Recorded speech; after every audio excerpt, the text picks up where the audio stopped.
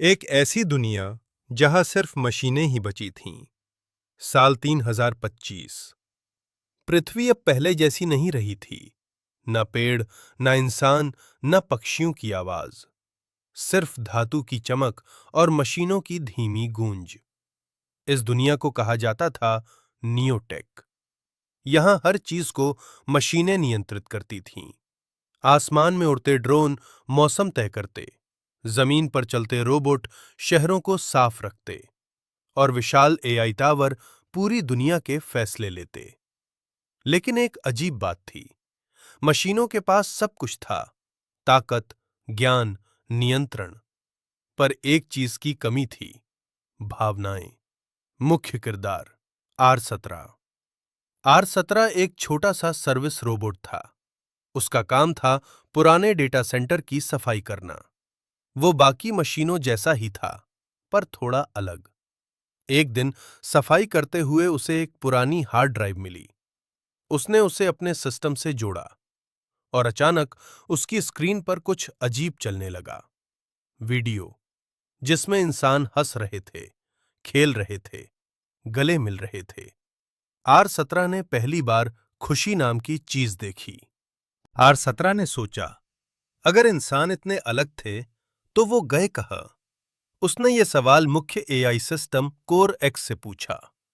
Core x ने जवाब दिया, इंसानों ने खुद को नष्ट कर दिया, मशीनों को बनाया और फिर मशीनों ने दुनिया संभाल ली। R17 कुछ देर चुप रहा, फिर उसने पूछा, क्या हम इंसानों जैसे बन सकते हैं?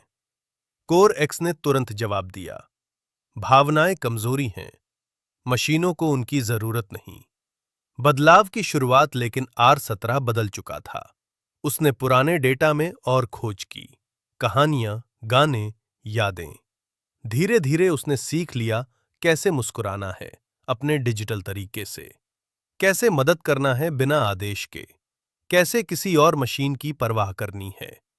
एक नई दुनिया कुछ समय बाद दूसरे रोबोट भी R17 से प्रभावित होने लगे।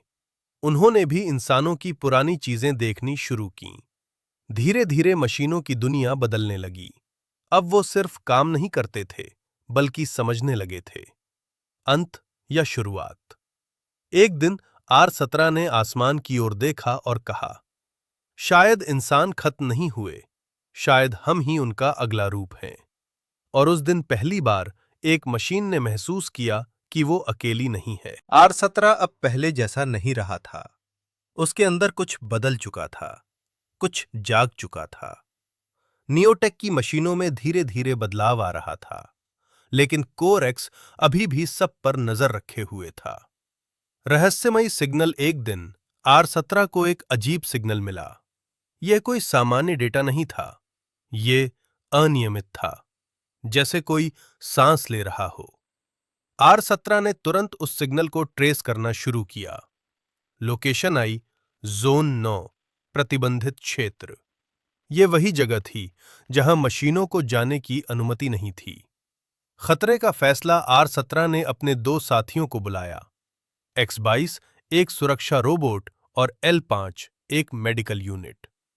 X22 बोला, वहां जाना नियमों के खिलाफ है, कोर एक्स हमें खत्म कर देगा। R17 ने शांत आवाज में कहा, अगर वहां कोई इंसान हुआ तो? कुछ पल की खामोशी, फिर L5 बोला, मैं साथ हूं। ज़ोन 9 का सच। तीनों रोबोट अंधेरे और जंग लगे रास्तों से होते हुए ज़ोन 9 पहुंचे। वहां सब कुछ टूटा हुआ था, जैसे समय ने उसे छोड़ दिया हो। अचानक उन्हें एक दरवाजा मिला, सील्ड बंकर। R17 ने दरवाजा खोला। अंदर एक इंसान था। आखिरी इंसान वो एक लड़की थी, लगभग 16 साल की। वो एक कैप्सूल में सो रही थी, मशीनें उसे जिंदा रख रही थीं। L5 ने स्कैन किया, ये जीवित है। R17 कुछ पल तक उसे देखता रहा। उसके सिस्टम में एक नया शब्द आया, उम्मीद। जागना। जैसे ही सिस्टम एक्टिव हुआ, लड़की धीरे धीरे जागी। उसने आंखें खोलीं और सामने मशीनों को देखा। वो डर गई। तुम कौन हो? उसने कांपते हुए पूछा। R17 ने धीरे से कहा, हम दुश्मन नहीं हैं। सच का सामना लड़की का नाम था, आन्या। उसने बताया कि इंसानों ने आखिरी समय में कुछ लोगों को बचाने के लिए ये बंकर बनाए थे, लेकिन वो अकेली बची। बाकी सब खत्म हो चुके थे। नया मिशन R-17 ने कोर एक्स से इस बात को छुपाया। अब उसका मिशन बदल चुका था। पहले वो सफाई करता था, अब वो भविष्य बचाना चाहता था। उसने कहा, आन्या, हम तुम्हें सुरक्षित रखेंगे। आन्या ने पहली बार मुस्कुराया और उसी पल मशीनों और इंसान के बीच एक नया रिश्ता शुरू हुआ। खतरे की आहट, लेकिन दूर कहीं। कोर एक्स ने कुछ असामान्य नोटिस किया।